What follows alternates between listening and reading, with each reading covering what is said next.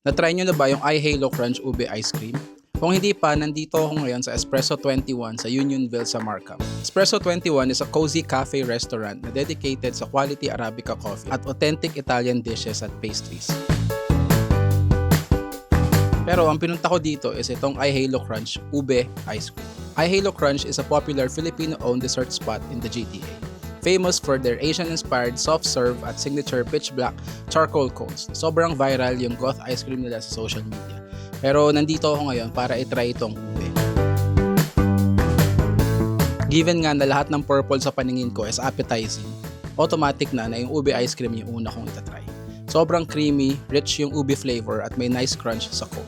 Parang halo-halo meets cream. Siyempre, being Filipino na rin, kailangan kong mag-represent. So para sa mga ube lovers dyan na nandito sa may north side, puntahan nyo na tong Espresso 21 dito lang sa may Unionville sa may Markham.